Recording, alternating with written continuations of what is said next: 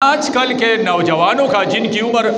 40 سال سے نیچے ہے، یہ سب میں نوجوانوں میں شمار کرتا ہوں، ان کے روزے کا ترتیب تو یہ ہے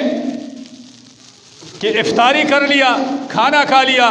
اور پھر رات 3-4 بجے تک جاگے رہتے ہیں، کھیلتے رہتے ہیں، بڑے بڑے لائٹیں لگا کر گراؤنڈ میں والی بال کا ٹورنامنٹ اور کرکٹ کا ٹورنامنٹ اور گپ شپ کا ٹورنامنٹ، کیرم بورڈ کا ٹورنامنٹ، انہی میں ہمارے نوجوانوں کی راتیں گزرتی ہے۔ اور پھر 3 بجے جو دل کرتا ہے کھاتا ہے اور حضرت صاحب سو جاتا ہے۔ فجر بھی گیا، ظہر بھی گیا اور عصر سے تھوڑی دیر پہلے اس کو اٹھایا جاتا ہے یا خود اٹھتا ہے اور نہاتا ہے، فریش ہو کر بڑے غیرت کے ساتھ افطاری کے دسترخوان پہ بیٹھتا ہے اور بڑے وظائف پڑھتے ہیں، تسبیحات پڑھتے ہیں کہ بھائی جان نے روزہ رکھا ہے۔ یہ روزہ ایک فرض ہے اور فجر الگ فرض ہے، ظہر الگ فرض ہے، عصر الگ فرض ہے، مغرب الگ فرض ہے، عشاء الگ فرض ہے، اور اس انسانیت کی خدمت کرنا یہ الگ فرض ہے۔ آپ سوئے رہیں گے۔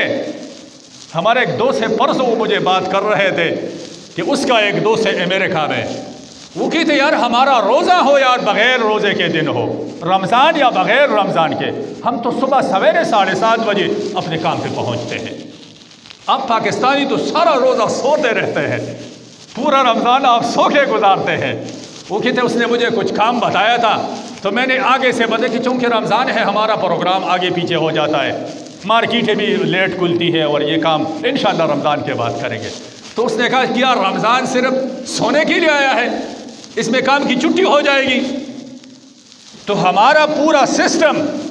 ہم ایک فرض پورا کرنے کے لیے روکتے ہیں، حالانکہ اسلام کا حکم یہ نہیں ہے۔ یا تو ہم مست ہیں، ہمارے پاس پیسہ بہت زیادہ ہے کہ اتنا زیادہ ہے کہ ہم سوئے بھی رہیں گے تو یہ ختم نہیں ہوگا، یا ہم حرام کے چکر میں ہیں کہ چلو 1 مہینہ سوئیں گے تو 11 مہینے حرام کمائیں گے، پھر کام چلتا رہے گا۔ یہ رمضان عبادت کا مہینہ ضرور ہے لیکن کاموں کے چھٹی کا مہینہ نہیں ہے، ڈیوٹی کے چھٹی کا مہینہ نہیں ہے،